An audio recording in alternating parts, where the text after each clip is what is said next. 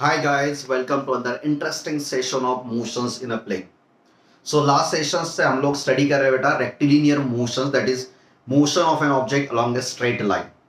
So last sessions में हम लोगों ने 5 टर्म्स पर फोकस किया था that is displacement, velocity and accelerations और दो parallel general day to day life की टर्म्स फोकस की थी दैट इज पाथ लेंथ या फिर डिस्टेंस और दूसरी टर्म्स थी बेटा speed. So whenever an object is moving along a straight line, then the magnitude of a speed, that is speed, and magnitude of velocity will become same. And generally एक ही direction का one way motions है तो distance और generally displacement की magnitude भी same हो जाती है. डिस्प्लेसमेंट, वेलोसिटी एंड एक्सर्शन ये तीनों टर्म्स वेक्टर टर्म्स होती है और डिस्टेंस या फिर पाथ लेंथ एंड स्पीड ये दोनों टर्म्स स्केलर होती है. सो जनरली हम लोगों ने डिस्प्लेसमेंट, वेलोसिटी, एक्सर्शन और फिर पाथ लेंथ या फिर स्पीड पूरी टर्म्स फर्स्ट वीडियो में क्लियर कर दी है. अगर आप लोगों ने फर्स्ट वीडियो अभी तक नहीं देखा है तो नीचे डिस्क्रिप्शन बॉक्स में उसकी लिंक है, आप उससे पहले देख लीजिए, बाद में इस वीडियो को कंटिन्यू कर लीजिए. सो लास्ट सेशंस में हम लोगों ने देखा है बेटा कि जनरली जब ऑब्जेक्ट यूनिफॉर्म वेलोसिटी के साथ में मूव करता है that is velocity of an object during total motion remains same. अगर वेलोसिटी सेम होती है बेटा then generally we called it as a uniform velocity. So जब यूनिफॉर्म वेलोसिटी होती है so there is no change in velocity. अगर velocity में change नहीं है तो उसे हम लोग जीरो एक्सर्शन बोलते हैं. जब भी कोई ऑब्जेक्ट यूनिफॉर्म वेलोसिटी के साथ में मूव करता है तो उसका एक्सर्शन जो होता है बेटा जनरली जीरो होता है.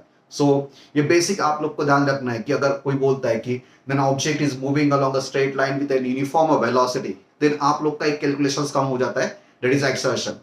Whenever an object is moving with a uniform velocity, then its exertion will be zero. So there is no change in velocity. The rate of change of velocity will become zero. और second जो part होता है बेटा कि अगर velocity uniform rate में change हो रही है यानी कि वेलोसिटी गोज ऑन चेंज और वेलोसिटी अगर चेंजिंग मोड में है बेटा या फिर यूनिफॉर्मली इंक्रीज हो रही है या फिर यूनिफॉर्मली डिक्रीज होती है सो उसे हम लोग जनरली बोलते हैं uniformly accelerated type of motions. So आज हम लोग uniformly accelerated type of motions पर ही फोकस करने वाले हैं. इसमें काइनेमेटिक इक्वेशंस भी पढ़ेंगे, थोड़े शॉर्टकट ट्रिक्स भी पढ़ेंगे जो जेईई मेंस या फिर सीईटी के लिए यूज्ड होती है. सो आज का टोटल वीडियो है uniformly accelerated type of motions. So generally जब भी एक्सर्टेड टाइप ऑफ मोशंस होता है, यूनिफॉर्म एक्सर्शन होता है, इसका मतलब है throughout the motion start to end, initial to final, its acceleration equals to constant. So इसका एक्सर्शन नहीं चेंज होता है बेटा. So इसका मतलब होता है velocity is going to be increase or decrease with a uniform rate. Uniform rate के साथ में इसकी वेलोसिटी इंक्रीज होती है या फिर यूनिफॉर्म रेट के साथ में इसकी वेलोसिटी डिक्रीज होती है. सो uniform rate increase in velocity या फिर uniformly decrease in velocity, that is called as uniform type of exertions. So uniform exertions में throughout the motions initial to final the value of exertion remains constant. कहीं भी अभी देखो so exertion will remains constant. So accelerated value equals to something value and velocity goes on changing with a uniform rate. भाई कैसे भी change हो जाए ऐसा नहीं है, यूनिफॉर्म रेट के साथ में इंक्रीज होती है, यूनिफॉर्म रेट के साथ में डिक्रीज होती है. That is called as uniformly accelerated type of motions. So जब भी आप लोग uniformly accelerated type of motions पर फोकस करते हैं तो एक्सर्शंस की वैल्यू भी होती है, डिस्प्लेसमेंट, वेलोसिटी एंड एक्सर्शंस भी होता है. सो जनरली हम लोग को पहले पता होना चाहिए कि displacement, velocity and acceleration. So displacement generally हम लोग डिनोट करते हैं एस से, that is displacement equals to S. और इंस्टेंटेनियस वेलोसिटी अगर मुझे फाइंड आउट करनी है that instantaneous velocity at any instant D equals to ds upon dt. That is differentiation of displacement with respect to that time. Magnitude point of view लिख रहा हूं मैं बस. उसके बाद में एक्सर्शन जो होता है बेटा that is dv by dt या फिर d2s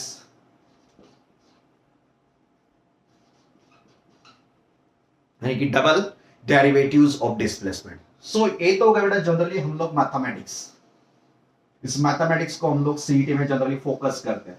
अगर मुझे इंस्टेंटेनियस वैल्यू ऑफ वेलोसिटी चाहिए, इंस्टेंटेनियस वैल्यू ऑफ एक्सर्शन चाहिए, सो जनरली इस फार्मूला यूज करके हम लोग इसे यूज करते हैं. Displacement, rate of displacement with respect to that time equals to instantaneous velocity at that positions और that rate of that velocity equals to instantaneous acceleration at that positions. और generally uniform acceleration जब होता है तो instantaneous acceleration will become the total exertion, that is whole पूरा motion जो होता है, उस पूरे मोशंस के लिए जो एक्सर्शन होता है बेटा, that is instantaneous equals to total duration के लिए सेम मोशंस होता है, सेम एक्सर्शन होता है. ओके, सो यूनिफॉर्म एक्सर्टेड मोशंस जब हम लोग फोकस करते हैं, तो इसके स्टडी के लिए हम लोग जनरली 3 टाइप के काइनेमेटिक इक्वेशंस फोकस करते हैं. सो पहले तो काइनेमेटिक इक्वेशंस फोकस कैसे होता है, फिर काइनेमेटिक इक्वेशंस किसे बोलते हैं, तो एक प्रैक्टिकल एग्जांपल के साथ में समझ लेते हैं. Suppose this is my first position A, और ए पोजीशन से हम लोग मूव करते हैं बेटा बी पोजीशंस तक. So my displacement is from A to B. So देखो बेटा, from A to B object move कर रहा है. So this is my initial condition, this is my final conditions. Okay बेटा, so A to B, the path is straight line. So path एक straight line है. So जो path length होगी बेटा, वही डिस्प्लेसमेंट की मैग्नीट्यूड हो जाएगी, और displacement will be in this direction from A to B. So this is my displacement, you get displacement s. Suppose this object is moving from a to b with a uniform velocity. इसका मतलब है ये point पर जो velocity है वही कहीं any points, कोई भी पॉइंट ले लीजिए, वही सेम वेलोसिटी है, बी पॉइंट पर भी वही सेम वेलोसिटी है. That is called as uniform velocity, मतलब एक्सर्शन इक्वल्स टू 0. अगर from point A to B the velocity goes on increasing with uniform rate, velocity increase हो रही है बेटा with uniform rate, then it is called as accelerated type of motion, but uniform acceleration. अगर ये velocity decrease हो रही है बेटा, then it is called as uniformly deaccelerated motion या फिर uniform retardation. So जब A to B मूव करता है बेटा, तो हम लोग ये ए और बी के बीच वाले पोजीशंस पर या फिर इतने ही पोजीशंस के लिए हम लोग फोकस करते हैं. So from A to B, suppose इसके लिए मुझे टाइम लगा है बेटा, that time interval equals to small T. देखो बेटा, what is time T, that is time duration या फिर time interval from its initial positions to the final positions whenever it is moving from one point to another point along a straight line. Straight line के move करता है, तो इसका जो time है that is time duration equals to T. अगर यहां पर 10 बजे है, यहां पर 9 AM है या फिर 10 AM है, तो 10 AM minus 9 AM equals to 1 hour. So यहां का टाइम और यहां का टाइम दैट इज डिफरेंस, इसे भी हम लोग टाइम ड्यूरेशन बोल सकते हैं. So from A to B it take a time of small T, इसका टाइम ड्यूरेशन है बेटा small T. A to B move करता है, तो इसने डिस्प्लेसमेंट किया बेटा स्मॉल एस. कितना डिस्प्लेसमेंट किया बेटा, स्मॉल एस. अगर from A that is start position या फिर इनिशियल पोजीशन और फाइनल पोजीशन बी, सो अगर इसकी वेलोसिटी अगर हम लोग कंसीडर कर सकते हैं, then initial velocity means starting point जो ए है, यहां पर इसकी वेलोसिटी सपोज हम लोग कंसीडर करते हैं स्मॉल ए. हम लोग इनिशियल मतलब कौन सा पॉइंट बेटा, ए, जहां से स्टार्ट हुआ है motion, at the start time equals to 0. So इसकी जो वेलोसिटी होती है बेटा, दैट इज इनिशियल वेलोसिटी, हम लोग डिनोट करते हैं स्मॉल यू से. और जैसे ए टू बी मूव करता है, बी पॉइंट यानी कि फाइनल पोजीशन जो होती है, यहां पर जो वेलोसिटी होती है बेटा, इसे हम लोग डिनोट करते हैं स्मॉल वी से. सो चलिए, सो नोटेशंस देख लीजिए. S means displacement, small T means start to end, जितना टाइम लिया है उसने मोशन के लिए, that is time interval. U means initial, जहां से स्टार्ट होता है उसकी velocity that object. B means final velocity, जहां पर वो एंड हो रहा है, that motion, that is final velocity at ending positions. इसके बीच में बेटा यूनिफॉर्म एक्सेलरेशन होता है A, that is object is moving with a uniform increasing rate of velocity means acceleration A, या फिर यूनिफॉर्म रिटार्डेशन होता है, तो उसे हम लोग बोलते हैं माइनस ए. सो रिटार्डेशन में हम लोग निगेटिव साइन यूज करेंगे, या फिर एक्सेलरेटिंग पोजीशंस इंक्रीजिंग वेलोसिटी हम लोग पॉजिटिव कंसीडर करेंगे, ये तो बाद में देखेंगे बेटा. So generally small A letter हम लोग यूज करने वाले, ए टू बी, इसके बीच वाला uniform acceleration, U initial velocity, V final velocity, S displacement from initial to final, और small T equals to time interval. Okay बेटा, सो पूरे टर्म समझ में आई बेटा. ये मोशंस पर हम लोग जनरली इक्वेशंस में फोकस करते हैं. सो ये स्टडी करने के लिए जो इक्वेशंस हम लोग यूज करते हैं बेटा, उस इक्वेशंस को हम लोग बोलते हैं काइनेमेटिक इक्वेशंस. इंपॉर्टेंट टर्म्स होती है बेटा, जिसे हम लोग बोलते हैं काइनेमेटिक इक्वेशंस या फिर equation of linear motions. So these are kinematic equation of linear motion. देखो बेटा, ये यूज करके आप लोग को बहुत सारा एमसीक्यू, बहुत सारे न्यूमेरिकल सॉल्व करने हैं, और ये तीन इक्वेशंस आपके लिए बहुत इंपॉर्टेंट है. Generally from initial to final positions जो होती है बेटा, तो इसके बीच वाले डिस्प्लेसमेंट, वेलोसिटी एंड एक्सेलरेशंस के आंसर्स यही इक्वेशंस हमें दे देता है. Okay, so whenever I am using this objects kinematic equations, जो पहला इक्वेशंस होता है बेटा, that arises from the definition of an accelerations. Definition क्या होता है बेटा एक्सेलरेशन की? It is rate of change of velocity with respect to that time. So क्या होती है वेलोसिटी, सॉरी, एक्सेलरेशन की definition rate of change of velocity with respect to time. इसका मतलब क्या बेटा? इसकी इनिशियल और फाइनल वेलोसिटी में जो डिफरेंस बना हुआ है, that is difference in velocity divided by the time interval, this is called as average acceleration. और एवरेज एक्सेलरेशंस और यूनिफॉर्म एक्सेलरेशन अगर होता है तो इंस्टेंटेनियस वैल्यू ऑफ एक्सेलरेशन या फिर average value of acceleration will be same. So जब भी यूनिफॉर्म होती है बेटा, यूनिफॉर्म वेलोसिटी मतलब average velocity and instantaneous velocity at any position equals to same. Uniform acceleration means average acceleration over total interval equals to instantaneous acceleration at any interval. So हम लोग average एक्सेलरेशंस की definition पर focus करते हैं, जाके change in velocity divided by the time interval. So velocity का change मतलब क्या बेटा? Final velocity minus initial velocity divided by the time interval. So first equation will come out from the definition of an acceleration, that is v minus u, that is difference in velocity divided by time interval equals to acceleration. So पहला equation ही होता है बेटा v minus u divided by t. So इस equations को हम लोग थोड़ा सा simplified format में लिखते हैं. कैसे लिखते हैं बेटा? ये जो divided by t है, इसे मैं यहाँ पर multiplications में ले जाता हूँ, that is a into t. और यहां पर जो इनिशियल वेलोसिटी माइनस u है, अगर इस साइड में ट्रांसफर कर दें तो minus will become plus. So this equation will become v equals to u plus at.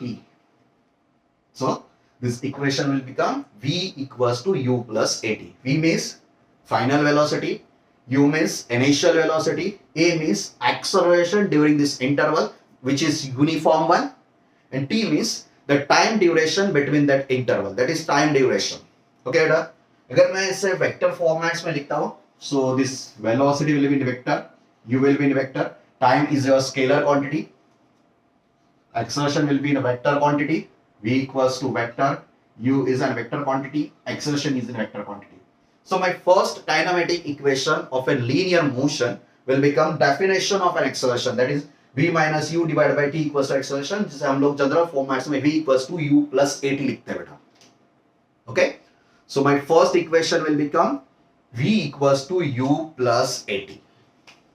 Okay, चलो सेकेंड इक्वेशंस हम लोग फोकस करते हैं डिस्प्लेसमेंट पर, यानी कि स्टार्ट टू एंड, यहां से स्टार्ट होगा, यहां से एंड होता है, तो इसना डिस्प्लेसमेंट जो है बेटा, डिस्प्लेसमेंट की वैल्यू हम लोग यहां पर जनरली डिस्प्लेस करते हैं. So from A to B जितना डिस्प्लेसमेंट यहां पर कवर होता है, उस डिस्प्लेसमेंट को हम लोग यहां पर फोकस करते हैं. So second equation will become S means displacement during from initial to final, that is displacement of that interval. So S equals to ut plus half at square. So second equation बनता है बेटा S, that is displacement vector quantity equals to initial velocity multiplied by the time interval small t. पहला product होता है बेटा initial velocity, उसके बाद में जितना टाइम इंटरवल में ट्रैवल करे उतना time interval plus 1/2 that is half accelerating value, that is uniform acceleration a t square. So second equation will be S equals to ut plus half at square. Generally इसमें हम लोग displacement की value calculate कर सकते हैं। अगर मुझे initial velocity पता है, या फिर एक्सर्शंस पता है, या फिर मुझे टाइम इंटरवल पता है, सो ये तीनों टर्म्स अगर मुझे पता है तो हम लोग जनरली डिस्प्लेसमेंट को इस इक्वेशन से फाइंड आउट कर सकते हैं। और थर्ड काइनेमेटिक इक्वेशन होता है बेटा, that is v square equals to u square plus twice as. So v is a vector quantity, u also a vector quantity, exertion also a vector quantity, and displacement also a vector quantity. So बेटा kinematic equations तीन types के होते हैं। पहला v equals to u plus at, second s equals to ut plus half at square, third equation होता है बेटा final velocity square, that is a में जितनी वेलोसिटी है बेटा उसका square equals to initial velocity square plus twice a into s. A stands for uniform acceleration, s means displacement during that time interval. So generally तीनों equations एक दूसरे के साथ में रिलेट करते हैं। अगर मुझे एक्सर्शन फाइंड आउट करना है तो पहला इक्वेशन यूज कर सकता हूं मैं। मुझे एक्सर्शन पता है, टाइम पता है, तो डिस्प्लेसमेंट के लिए यहां पर यूज कर सकते हैं हम लोग। इनिशियल फाइनल वेलोसिटी पता है, उसके बाद में डिस्प्लेसमेंट पता नहीं है, या फिर एक्सर्शन काउंट करना है, तो यहां पर भी हम लोग इसे काउंट कर सकते हैं। सो जनरली जो टर्म आपको पता है या फिर जो टर्म्स आपके लिए अननोन है, इससे हम लोग रिलेट कर सकते हैं। सो ये तीनों इक्वेशंस बहुत ज्यादा इंपॉर्टेंट होते हैं, और ये तीनों इक्वेशंस रिलेटेड हम लोग जनरली फोकस करते हैं। ओके बेटा, सो तीनों इक्वेशंस क्लियर हो गए। ओके, सो पहले तो मैं तीनों टर्म्स को यहां पर साइड में लिख देता हूं, दैट इज एस का मतलब है डिस्प्लेसमेंट, जिसका जनरल एसआई यूनिट हम लोग मीटर यूज कर सकते हैं बेटा। इट इज टाइम ड्यूरेशन होता है, सॉरी टाइम में जितना डिस्प्लेसमेंट किया उतना displacement. U initial velocity, generally ऐसा यूनिट होता है मीटर पर second. V final velocity, unit metre पर सेकेंड, ऐसा यूनिट सिस्टम में। उसके बाद में ए यूनिफॉर्म एक्सेलरेशन, यूनिट होता है बेटा मीटर पर सेकेंड स्क्वायर। इसके बाद में स्मॉल टी टाइम ड्यूरेशन या फिर इंटरवल, इसका जनरल ऐसा यूनिट होता है बेटा सेकेंड्स। सो हम लोग सेकेंड यूनिट में इसे फोकस कर सकते हैं। ओके, सो तीनों इक्वेशंस पता चल गए बेटा। v equals to u plus at, s equals to ut plus half at square, third equation v square equals to u square plus twice as।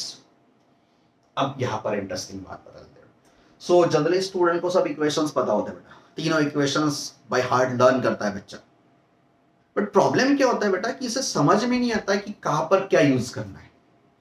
सो इसमें आप लोग को अभी ट्रिक्स ध्यान रखनी है। सो आपको ट्रिक क्या ध्यान रखनी है बेटा कि जब भी वेलोसिटी इंक्रीज होती है, जब भी वेलोसिटी इंक्रीज होती है, मतलब पहले से वेलोसिटी ज्यादा है, इसका मतलब है इनिशियल वेलोसिटी और फाइनल वेलोसिटी जब हम लोग कंपेयर करते हैं तो इनिशियल वेलोसिटी के कंपैरिजन में वेलोसिटी इंक्रीज होती है, मतलब initial velocity is less than final velocity. So इस चीज में हम लोग एक्सर्शंस कहते हैं, और जनरली हम लोग एक्सर्शन इस इक्वेशन में पॉजिटिव होता है। अगर मैं कैलकुलेट करता हूं और एक्सर्शन की value calculation point of view मेरी प्लस आती है, इसका मतलब है it is an increasing velocity, that is acceleration type of motions. और जब भी velocity goes on continuous decreasing mode, यानी कि वेलोसिटी डिक्रीज हो जाती है, तो उसे जनरली हम रिटार्डेशन बोलते हैं। और जब रिटार्डेशन होता है बेटा तो initial velocity is greater and final velocity is lesser than that value. So जब भी हम लोग वेलोसिटी रिड्यूस करते हैं तो इसका मीनिंग एग्जैक्टली अलग होता है बेटा। फिजिकली इंक्रीजिंग वेलोसिटी और डिक्रीजिंग वेलोसिटी दोनों कंसेप्ट डिफरेंट है। So that physical concept in mathematics में increasing velocity that indicates positive sign of acceleration. जब पॉजिटिव होता है तो हम लोग कंसिडर कर सकते हैं बेटा कि ये इंक्रीजिंग वेलोसिटी है इन इक्वेशन। जब भी हमारा आंसर अगर एक्सेलरेशन में निगेटिव हो जाता है, सो हम लोग को समझ में चाहिए that is value of that acceleration equals to that magnitude, but negative sign will indicate that the type of nature of that acceleration, that is decreasing velocity, means retardation of it. So इस equation में जब भी आपकी velocity decrease हो जाती है बेटा, तो तो एक्सर्शंस हम लोग जनरली निगेटिव टर्म में इंटरप्रेट करते हैं, और जब वेलोसिटी इंक्रीज हो जाती है बेटा तो उस टाइम पर हम लोग वेलोसिटी या फिर एक्सर्शंस हम लोग पॉजिटिव टर्म्स में होते हैं। और यही चीज आपको डायरेक्शन वाइज भी ध्यान रखना है। जब एक्सर्शंस पॉजिटिव होता है the direction of exertion equals to direction of displacement and velocity. The direction of displacement and velocity is always in the same direction. Exertion से होता है बेटा जो उसके पीछे आगे पीछे हो सकता है। अगर वेलोसिटी इंक्रीजिंग है तो सेम डायरेक्शंस में, अगर वेलोसिटी डिक्रीजिंग है दैट इज रिटार्डेशन है तो अपोजिट डायरेक्शन में हो सकता है।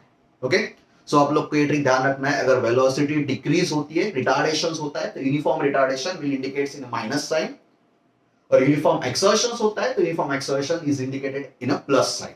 उसके बाद में बेटा टाइम ड्यूरेशन, जितना टाइम का कैलकुलेशन है वही टाइम का कैलकुलेशन है, इनिशियल और फाइनल बीच के। नहीं तो आप लोग पहले ये हुआ है, उसके बाद में ये हुआ है, उसके बाद में ये हुआ है, तो इनिशियल और फाइनल कंडीशन पे बात करते हैं, उसके बीच में 3 बार एक्सर्शन चेंज हुआ नहीं होता बेटा। पूरा ड्यूरेशन में आप लोग को ये चीज हमेशा ध्यान रखनी है, it is used for uniform acceleration. इसका मतलब है इनिशियल टू फाइनल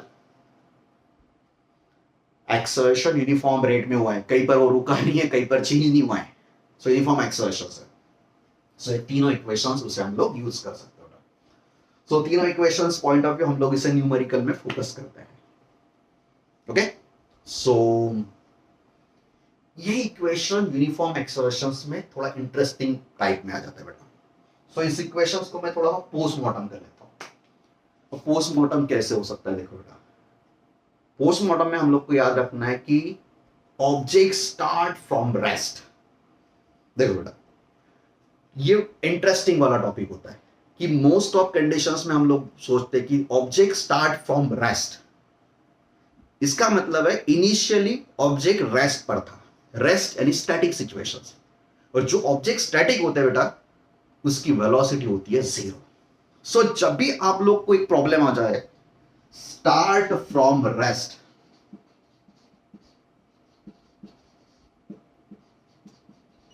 इसका मतलब है initial velocity u equals to 0। जब भी आपको कोई प्रॉब्लम आ जाए बेटा, कि अगर कोई बोलता है कि एन कार स्टार्ट फ्रॉम इस rest condition and object start from इस रेस्ट कंडीशन, सो आपके दिमाग में आना चाहिए ऑब्जेक्ट रेस्ट कंडीशन में था पहले, यानी initial situation is in rest, means initial velocity at that rest condition equals to 0। So equation में जब भी हम लोग इक्वेशन अप्लाई करते हैं और उसमें स्टेटमेंट होता है बेटा कि स्टार्ट फ्रॉम रेस्ट, हमारा एक कैलकुलेशन से यहां पर 0 हो जाता है। ओके, और या फिर कम्स टू द रेस्ट, दूसरा स्टेटमेंट भी होता है बेटा कम्स टू द रेस्ट। हम लोग कार यूज कर रहे थे, कार अच्छी तरह से मूव कर रही थी, हम लोगों ने सडनली ब्रेक अप्लाई कर दिया, ब्रेक अप्लाई करने के बाद में यूनिफॉर्म रिटार्डेशन हुआ है और car comes to the rest, यानी कि पहले कुछ तो भी वेलोसिटी के साथ में उसका मोशन था, उसके बाद में आपने उसके कोई एप्लीकेशंस किया है, that is resisting force apply किया है, कुछ तो भी अलग एप्लीकेशंस हुआ है जिसके साथ में इसकी वेलोसिटी यूनिफॉर्म रेट में डिक्रीज हो गई बेटा, यूनिफॉर्म रेट में डिक्रीज होती है, और यूनिफॉर्म रेट में डिक्रीज होने के बाद में comes to the rest, finally उसकी वेलोसिटी या फिर वो रेस्ट पोजीशन में जाता है। इसका मतलब है फाइनल वेलोसिटी इक्वल्स टू 0। सो आपको ये दो चीजें ध्यान रखना है, whenever object start from rest, initial velocity equals to 0, whenever an object comes to the rest, इसका मतलब है फाइनल वेलोसिटी इक्वल्स टू 0। और इस कंडीशन में रिटार्डेशन होता है बेटा, क्योंकि वेलोसिटी डिक्रीज हो गई है, इस मोशन में रिटार्डेशन ही होता है। और स्टार्ट फ्रॉम रेस्ट यानी इंक्रीज इन वेलोसिटी, इसका मतलब है इसमें एक्सेलरेशन ही होता है बेटा। सो आप लोग को ये पॉइंट भी ध्यान रखना है, इन स्टार्ट फ्रॉम रेस्ट वाले ऑब्जेक्ट में एक्सेलरेशन ही होने वाला है, और कम्स टू द रेस्ट में हमें 100% रिटार्डेशन होने वाला है। सो ये चीजें प्रैक्टिकल जब हम लोग अप्लाई करते हैं, comes to the rest means final velocity v equals to 0, start from rest means initial velocity v equals to 0।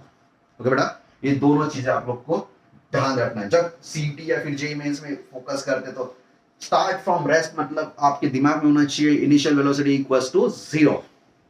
पर चलो बेटा, अब सीईटी पॉइंट ऑफ व्यू पूरा क्लास हम लोग फोकस करेंगे नेक्स्ट सेशन तक।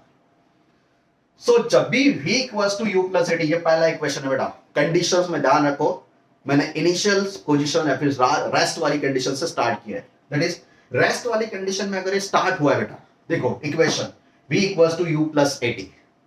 Initial velocity start from rest. Initial velocity will become 0. So यहां पर बन गया बेटा 0. उसके बाद में from start to end acceleration value of acceleration equals to constant.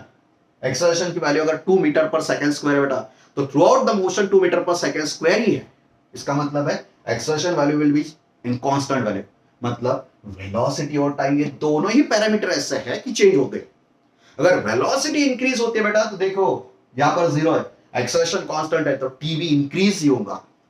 Okay, सो इस इक्वेशन से आपको ध्यान रखना है कि when object start from rest then in option of an acceleration motion uniform acceleration motion v is directly proportional to t. अगर comparison करने की बात है कि बेटा कि इतने वेलोसिटी में ऐसे था उसके बाद में इतना टाइम में हुआ है तो आप लोग को ध्यान रखना ऑप्शन एलिमिनेशंस में v बढ़ गई मतलब टाइम भी बढ़ गया. v और टाइम जो होता है फाइनल वेलोसिटी और time duration, that is final velocity मतलब time duration from initial to end. ये वेलोसिटी अचीव करने के लिए जो टाइम लगता है बेटा वो दोनों एक दूसरे के साथ में डायरेक्टली प्रोपोर्शनल होते हैं. सो जब ऑब्जेक्ट स्टार्ट फ्रॉम रेस्ट होता है so final velocity is directly proportional to its time duration. Direct relationship होता है बेटा u इक्वल्स टू 0. ओके, कोई प्रॉब्लम इसमें? सो आप लोग को ध्यान रखना है बेटा कि जब भी ये होगा इसके टाइम पर आपको ऐसे ही फोकस करना है. सेकेंड इक्वेशन में जाते हैं बेटा. चलो थोड़ा इधर कॉन्सेंट्रेट करो बेटा. सो जब हम लोग सेकेंड इक्वेशंस पर फोकस करते हैं, सेकेंड इक्वेशंस में देखते हैं बेटा s means displacement, u means initial velocity. अगर रेस्ट कंडीशन से स्टार्ट होता है मींस u इक्वल्स टू 0. 0 किसी के साथ में मल्टीप्लिकेशन में गया बेटा इसका मतलब है 0 होगा. So this value become 0. उसके बाद में बचा क्या बेटा half 1/2. It's a constant value. a is also an constant value. So यहां पर सेकंड कंडीशंस में आता है बेटा that is s is directly proportional to t square. मतलब डिस्प्लेसमेंट जो होता है बेटा, displacement that is distance covered. अगर मैग्नीट्यूड पॉइंट ऑफ व्यू हम लोग फोकस करते हैं तो distance covered that is distance travel is directly proportional to the square of that time. अगर किसी ने पूछा है कि 10 सेकंड्स में इसने कितना टाइम किया है या फिर 20 सेकंड्स में कितना है, अगर मैं कंपेयर करता हूं तो टाइम का स्क्वायर डिस्प्लेसमेंट के साथ में कंपेयर करना चाहिए बेटा. सो डिस्प्लेसमेंट और टाइम में अगर देखते हैं हम लोग the displacement is directly proportional to the square of time. या फिर टाइम की अगर सोचते हैं तो इट इज इनवर्सली, सॉरी अगर इसका इधर रिलेशनशिप देखते हैं हम लोग so time square root of s directly proportional to the square root of s. बेटा कंपैरिजन में यही पॉइंट्स ध्यान रखना है आप लोग को. दोनों इसकी कंपैरिजन करनी है तो s is directly proportional to the t square होता है बेटा. सो डिस्प्लेसमेंट t स्क्वायर के साथ में हमें फोकस करना होता है. ओके, सो यहां से तो हम लोग बहुत सारे एमसीक्यूज एलिमिनेशन के लिए फोकस कर सकते हैं. सेकंड यहां पर अगर कुछ पॉसिबिलिटीज है तो इसे भी हम लोग चेक कर सकते हैं. That is u means 0. यहां पर बचा बेटा ट्वाइस as. यहां पर क्या बचा बेटा ट्वाइस as मतलब 2 भी कांस्टेंट a भी कांस्टेंट s और v. सो s और v का रिलेशनशिप हम लोग देखते हैं at a constant, sorry starting from rest. So s is directly proportional to v square. s is directly proportional to the v square. So तीन बातें ध्यान रखने बेटा. जब ऑब्जेक्ट स्टार्ट फ्रॉम रेस्ट होता है सो velocity is directly, sorry, final velocity is directly proportional to its time interval, its time duration t. Total displacement traveled, that is total displacement if distance traveled straight line के अंदर होता है, that is directly proportional to the square of t, that is square of time. और उसके बाद में displacement is directly proportional to the square of velocity. So displacement जो होता है बेटा velocity square के साथ में यहाँ पर proportional होता है. So ये तीनों बातें एमएसटीसीटी फिर जे मेंस के लिए एमसीक्यू सॉल्व करते टाइम हम यूज करेंगे. ओके बेटा, सो ये हो गए इसका पॉइंट. इसके बाद में एक इंटरेस्टिंग टॉपिक होता है बेटा, एक इंटरेस्टिंग. अब इंटरेस्टिंग क्या होता है? सो इंटरेस्टिंग ये होता है बेटा कि हमें क्वेश्चंस क्या पूछा जाता है. क्वेश्चंस बता देता हूं मैं कि suppose an object start from rest. Object rest से स्टार्ट हुआ है बेटा, स्टार्टेड फ्रॉम रेस्ट. उसके बाद में उसने 10 सेकेंड तक का डिस्टेंस ट्रैवल, 10 सेकेंड तक यूनिफॉर्म एक्सर्शन के साथ में मोशन किया। दैट इज हर एक यूनिफॉर्म एक्सर्शन का मतलब होता है बेटा हर एक टाइम ड्यूरेशन में उसकी वेलोसिटी इंक्रीज इंक्रीज इंक्रीज ही होती है। मतलब है वह हर एक अगले सेकेंड में उसके पहले से ज्यादा वेलोसिटी होती है। So velocity is continuously increasing one. या फिर रिटार्डेशन है तो वेलोसिटी पहले से कम होती जाती है। Uniform retardation, uniform acceleration. So पहले 10 सेकंड में उसने कुछ तो भी डिस्प्लेसमेंट ट्रैवल किया है, that is from start from rest, और 10 सेकंड तक उसने सपोज डिस्टेंस ट्रैवल किया बेटा 20 मीटर्स का। सो आपको पता है बेटा 0 फिर start and 10 second. So 0 to 10 second में उसने डिस्टेंस ट्रैवल किया है 20 मीटर का। आपको एमसीक्यू में पूछते हैं बेटा कि इसने 10th सेकंड यानी फिर लास्ट वाला सेकंड या फिर 5th वाला सेकंड जो ड्यूरेशन था, तो इसमें 5th सेकंड में कितना टाइम, कितना डिस्टेंस ट्रैवल किया। सो आप लोग सोचने लगेंगे कि सर पहले सेकंड्स में इतना, दूसरे सेकंड में इतना, तीसरे सेकंड में। So it will become traditionally हम लोग इसे पहले इसका कैलकुलेट करो, उसके बाद में पहले से अगर मुझे 5th पूछा है तो पहले से 5th का ट्रैवल करूंगा मैं, उसके बाद में पहले से 4 यूज करूंगा और 4 to 5 के बीच वाला टाइम इंटरवल जो होता है बेटा उसके बीच वाला डिस्प्लेसमेंट ट्रैवल करूंगा। इसके लिए 2 बार इक्वेशंस ट्राई करने हैं। सो अगर मैं 2 बार इक्वेशंस के लिए नहीं ट्राई करना चाहता हूं, मैं 2 बार इक्वेशंस के लिए नहीं ट्राई करना चाहता हूं, तो हमारे पास एक अल्टरनेट ऑप्शन बचता है बेटा, ये हमारा 4th इक्वेशन होता है। ये 4th इक्वेशंस आपके टेक्स्ट बुक्स में जनरली हम लोग नहीं फोकस करते हैं, हम लोग 4th इक्वेशंस को फोकस करते हैं in CET point of view. So 4th equation होता है बेटा डिस्प्लेसमेंट एट nth सेकेंड किंवा n सेकेंड। डिस्प्लेसमेंट कहां पर है बेटा, n सेकेंड्स में।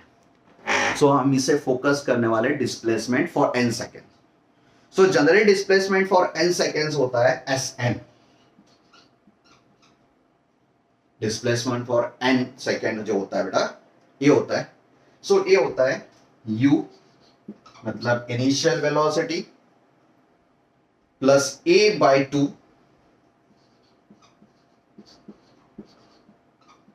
twice n minus 1। क्या होता है बेटा, twice n minus 1। चलो ये आपका इंटरेस्टिंग वाला इक्वेशन है 4th, जो कि क्लियरली हम लोग CET point of view focus करते हैं।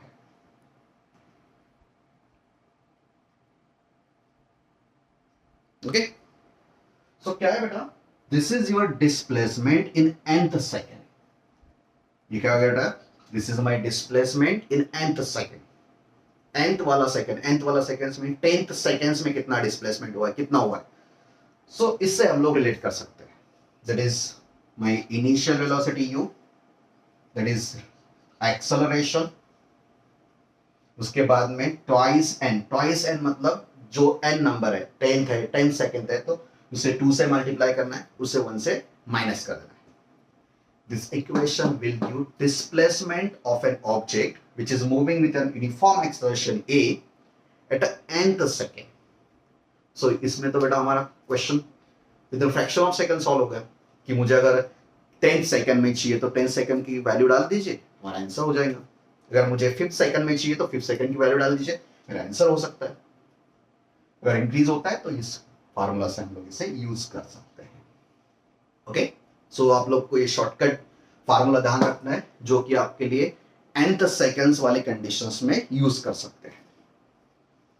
और जब हम लोग कंपेयर करते हैं बेटा, थोड़ा ध्यान रखिए, जब मैं कंपैरिजन करता हूं कि पहले से 10 सेकंड के बीच में जो डिस्प्लेसमेंट हुआ है वो, और सिर्फ 10वें सेकंड में यानी फिर nth सेकंड में जो हुआ है वो, उस डिस्प्लेसमेंट को अगर हम लोग कंपेयर करते हैं, that is displacement in n second और displacement during n second, during मतलब 0 से n सेकंड तक। सो इसको अगर हम लोग रिलेट करना चाहते हैं, सो nth सेकंड वाला डिस्प्लेसमेंट अगर Sn है और n सेकंड यानी कंप्लीट टोटल n सेकंड के लिए अगर s है, तो अगर हम लोग इसे रिलेट करना चाहते हैं तो ये फ्रैक्शन बन जाता है बेटा, that is twice n minus 1 divide by n square. So इससे आप लोग nth सेकेंड वाला डिस्प्लेसमेंट यानी कि एक जो लास्ट n नंबर वाला सेकंड था उस सेकंड के ड्यूरेशन में वो हुआ डिस्प्लेसमेंट, और या फिर उस टोटल 0 to n तक हुआ और डिस्प्लेसमेंट, इसका रिलेशनशिप यहां से इस इक्वेशन से डेवलप कर सकते हैं। इसका रिलेशनशिप पैरामीटर होता है ट्वाइस n माइनस 1, और यहां पर पैरामीटर होता है बेटा n स्क्वायर। सो ये मैंने पहले 3 इक्वेशन जो होते हैं बेटा, ये state board point of view important है। ये जो डिटेल स्टार्ट फ्रॉम रेस्ट वाली कंडीशन है, इससे भी हम लोग CET JEE Mains point of view देखते हैं। ये तो purely JEE Mains point of view मैंने फोकस किया है, ये भी जेईई मेंस या फिर CET point of view focus किया है। और आपको ध्यान रखना है कि ये 5 टर्म्स का मीनिंग ऐसे होता है। ओके, एक्सर्शंस इंक्रीजिंग वेलोसिटी के साथ में अगर है तो पॉजिटिव, डिक्रीजिंग वेलोसिटी के साथ में रिटार्डेशन जो होता है जनरली नेगेटिव होता है। ओके, सो रिलेशनशिप भी कौन किसके साथ में डायरेक्टली प्रोपोर्शनल होता है। स्टार्टिंग फ्रॉम रेस्ट अगर कंडीशन है तो v directly proportional to t होता है, v means final velocity, s is directly proportional to the t square होता है, या फिर t is directly proportional to square root of s हो जाता है, या फिर s is directly proportional to the square of velocity हो जाता है, v is directly proportional to the square root of s भी हो सकता है। Okay, so starting from rest वाली कंडीशंस हम लोग यहाँ पर डिस्कस कर चुके हैं। सो ये सब चीजें जो होती है बेटा, ये सब फार्मूला वगैरह वाला सब दुकानदारी मैंने जो यहाँ पर पढ़ा है, ये पढ़ा है बेटा यूनिफॉर्म एक्सेलरेशन के लिए। अगर आपका प्रॉब्लम ये होगा बेटा कि इसने पहले ही ऐसे किया बाद में वैसे किया रिटार्डेशन हुआ, तो बेटा एंटर बीच बीच में इंटरवल में लगाओ, जहां तक यूनिफॉर्म था यूनिफॉर्म के लिए इस इक्वेशंस को लगाओ। 3 इक्वेशंस तो हम लोग जनरली स्टेट बोर्ड में 11th स्टैंडर्ड में पढ़ लेते, बट एक इक्वेशन थोड़ा सा इंटरेस्टिंग, ध्यान रखना है। ये रिलेशनशिप भी ध्यान रखना है, और रिलेशनशिप के साथ में स्टार्ट फ्रॉम रेस्ट वाली ये कंडीशंस भी आपको फाइंड आउट करनी है या फिर कॉन्संट्रेट करनी है। ओके, चलो बेटा, so second part kinematic equations का है बेटा।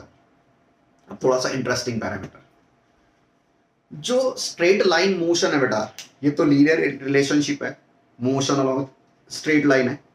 अब दूसरा मोशन बेटा, ये ऑब्जेक्ट है, this object is moving along vertically downward directions. So second part जो होता है बेटा, हम ये इस equations में कंटिन्यू करते हैं, motion of an object along a vertical direction। और जो vertical directions में motion होता है बेटा, वो अफेक्ट करता है ग्रेविटी पर, या फिर ग्रेविटी जो है उस मोशंस पर अफेक्ट करती है। सो हम लोग यही इक्वेशंस वर्टिकल डायरेक्शन वाले मोशंस पर फोकस करने वाले हैं। सो यही इक्वेशंस को मैं यहां पर लिखूंगा, सिर्फ चेंजेस क्या होते हैं वो बताऊंगा।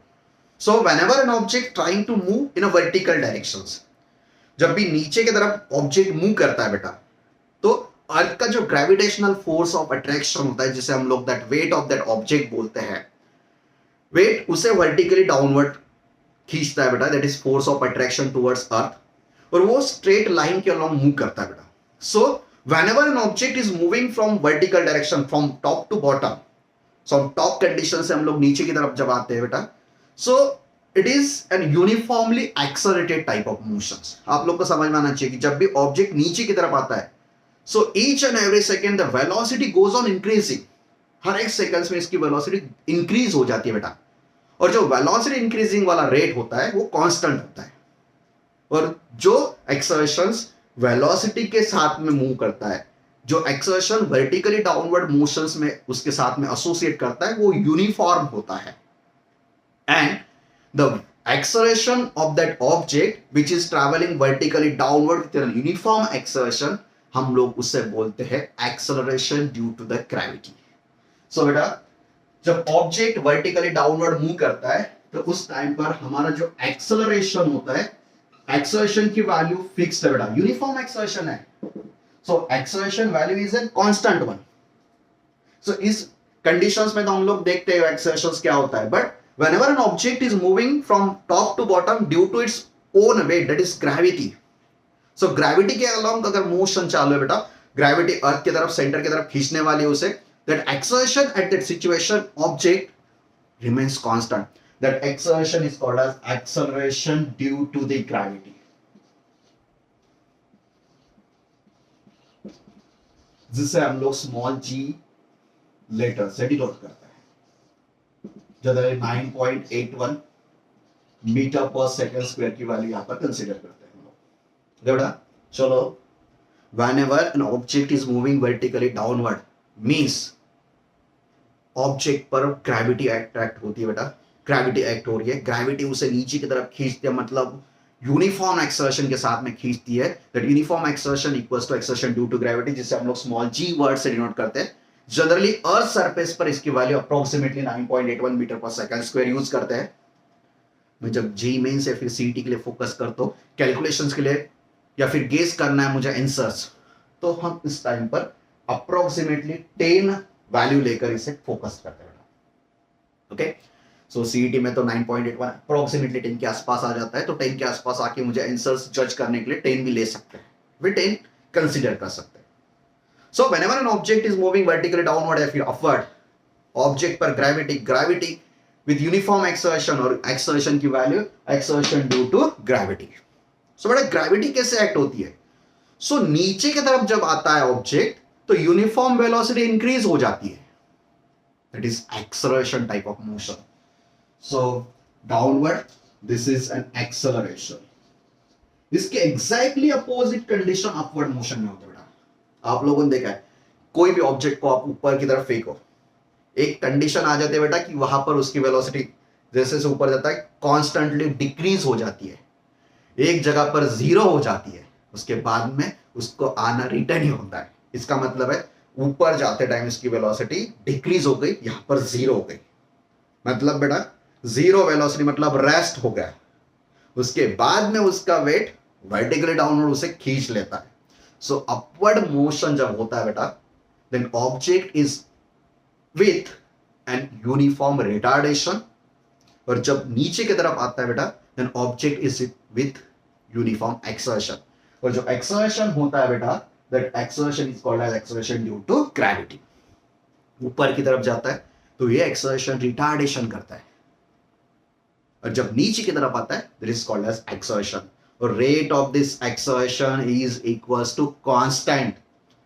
सो जब भी नीचे की तरफ आता है ऑब्जेक्ट या फिर ऊपर की तरफ जाता है बेटा, then this is an uniform acceleration and retardation. So vertical motion under the effect of gravity also a uniformly exerted type of motion, और उसी टाइम पर हम लोग यही इक्वेशंस ऐसे फोकस करते हैं बेटा।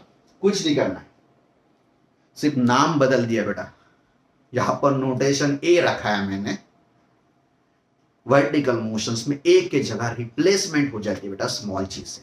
सो चलिए पहला इक्वेशन मैं यहां पर लिख सकता हूं, it is v minus u upon t equals to g. Expression की जगह पर लिखना है जी, वेक्टर फॉर्मेट्स में अगर लिखते हैं तो ऐसे, that is v equals to u plus g t. ये हो गया मेरा first kinematic equation for vertical motion, for vertical motions. Second kinematic equation s equals to ut plus half at square. So इसे हम लोग हाइट में भी indicate कर सकते हैं, अगर जनरल है तो it equals to the displacement. अगर डिस्प्लेसमेंट अगर हम लोग हाइट कंसिडर कर सकते हैं तो हाइट भी काउंट कर सकते हैं। So second equation will be s equals to ut plus half gt square, और थर्ड इक्वेशन एक्सर्शन की रिप्लेसमेंट है बेटा, that is v square equals to u square plus twice g into s. So this will become twice g into s. So एक ही change बेटा, exertion a is replaced by small g। जब ऊपर की तरफ motion करेगा बेटा, that time g will be in negative sense, that is retardation। जब downward motion करने वाला बेटा, then exertion due to gravity will be in positive sense। So जब भी नीचे आता है या फिर ऊपर आता है बेटा, तो आप लोग को यहाँ पर इसे फोकस्ड करना है। ओके, यही कंडीशंस यहां पर भी होती है बेटा। कंडीशंस कैसे कैसे होती है बेटा, देखो।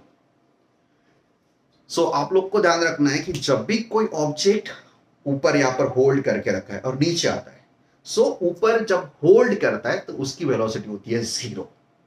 So it start from zero, और जैसे से नीचे आता है बेटा, हर एक सेकेंड्स में उसकी वेलोसिटी बढ़ जाती है, हर एक सेकेंड्स में, हर एक सेकेंड्स में इसकी वेलोसिटी बढ़ जाती है बेटा। सो हर एक सेकेंड्स में वेलोसिटी अगर हम लोग काउंट करते हैं तो यही कंडीशंस हम लोग यहाँ पर देख सकते हैं। डिस्प्लेसमेंट टी स्क्वायर के साथ में बढ़ता है बेटा, टी स्क्वायर के साथ में। सो टी स्क्वायर के साथ में डिस्प्लेसमेंट चाहिए होता है पहला सेकेंड्स बेटा। सो पहले हम लोग यहाँ पर देख सकते हैं स्टार्ट फ्रॉम रेस्ट वाली कंडीशन है, s is directly related to the t square. उसके बाद में टाइम अगर देखते हैं तो डिस्प्लेसमेंट स्क्वायर रूट के फॉर्मेट में होता है, v under effect of t हो जाता है बेटा। सो ऐसे अगर स्टार्ट होता है, स्टार्ट फ्रॉम रेस्ट, तो हम लोग थोड़ा यहाँ पर देखते हैं बेटा, यही कंडीशंस यूज कर सकते हैं। या फिर हमारा मैथ्स थोड़ा ठीक ठाक है और हम लोग अगर जनरली जी की वैल्यू अगर 10 ले लेते हैं, तो आप लोग को ध्यान रखना है कि जी की वैल्यू है 10 मीटर पर सेकेंड स्क्वायर। जी की वैल्यू कितने बेटा? 10 मीटर पर सेकेंड स्क्वायर। सो इसमें कंटिन्यूअसली वेलोसिटी इंक्रीज होती है बेटा। सो पहली जो वेलोसिटी है एट द इनिशियल कंडीशंस, सो 0 है, तो 1 सेकेंड के बाद में इसकी वेलोसिटी होगी बेटा 10। देखो बेटा, इनिशियल वेलोसिटी 0, अगर जी की जगह 9.81 की जगह मैं 10 लेता हूं, तो जैसे 1 सेकेंड कंप्लीट करता है बेटा, तो 0 to it will become 10, it will become 10। उसके बाद में दूसरा सेकेंड आता है बेटा, तो हमारे दिमाग में आ सकता है कि सर ये तो 20 करेगा। नहीं बेटा, कंटिन्यूअसली इंक्रीज हो रहा है बेटा, कंटिन्यूअसली इंक्रीज। वेलोसिटी और टाइम कैसे रिलेट कर सकते हैं? तो जनरली वेलोसिटी इंक्रीजिंग कंडीशंस में होती है बेटा। उसके साथ में ट्रैवलिंग डिस्टेंस अगर हम लोग फोकस करते हैं, द ट्रैवलिंग डिस्टेंस, यस, पहले सेकंड्स में इसने कुछ तो भी डिस्टेंस ट्रैवल किया समथिंग। उसके बाद में सेकंड, पहले सेकंड्स में अगर 1 है, तो दूसरे सेकंड में होता है बेटा 2 का स्क्वायर, मतलब 4 टाइम्स। तीसरा सेकंड है, इसका मतलब है 9 टाइम्स। तो इसके साथ में हम लोग इसको रिलेट कर सकते हैं। सो बेटा थोड़ा क्लास लंबा हो चुका है, और ये इसके जो वैल्यूएशंस है या फिर सीट रिलेटेड क्वेश्चंस है, जब हम लोग क्वेश्चंस पर फोकस करेंगे तो थोड़ा ज़्यादा डिटेल में फोकस करेंगे। सो मैं एक्सपेक्ट करता हूँ कि आप लोग को काइनेमेटिक्स थोड़ी तरह से ठीक ठाक तरीके से समझ में आएगा, कब एक्सर्शंस होता है, स्टार्ट फ्रॉम रेस्ट कैसे होता है, ये भी समझ में आएगा। उसके बाद मैं एक लास्ट पॉइंट कवर कर लेता हूँ। जब हम लोग ऑब्जेक्ट ग्राउंड से फेंकते ऊपर, सो ग्राउंड में इनिशियल कंडीशन में उसको कुछ ना कुछ तो वेलोसिटी देनी होती है बेटा। उसके बाद में जब टॉप मोस्ट पोजीशन पर वो पहुंचता है या फिर रीच करता है उसकी पोजीशंस, वहां पर उसकी वेलोसिटी 0 हो जाती है। उसके बाद में वो रिवर्स करता है, ये आपको ध्यान रखना है। सो जब भी आपको ऊपर फेंकना है किसी चीज को, तो उसे इनिशियल वेलोसिटी देनी होती है, टॉप मोस्ट पोजीशन पर उसकी वेलोसिटी 0 हो जाती है। ओके, सो ये सारे पॉइंट्स मैंने यहाँ पर ट्राई किया कि कवर हो जाए। आप लोग को ये पहले बेसिक ध्यान रखना है कि इसका मीनिंग ये होता है। तो सबसे पहले तो बेसिक ये ध्यान रखना है कि एक्सर्शन यूनिफॉर्म होता है, एक्सर्शन चेंज नहीं हो रहा है बेटा। So it is an uniformly accelerated type of motions. और यूनिफॉर्म एक्सर्शन के साथ में काइनेमेटिक इक्वेशंस होते हैं। एक फोर्थ वाला काइनेमेटिक इक्वेशन nth सेकंड्स के लिए होता है। जनरली ये इक्वेशंस में हम लोग वो टाइम पे अगर कुछ हुआ है nth सेकंड्स का डिस्प्लेसमेंट वहां पर काउंट कर सकते हैं। ई को रिप्लेस कर देता है बेटा g in vertical motions. Upward motion में जी निगेटिव, डाउनवर्ड मोशन में जी पॉजिटिव।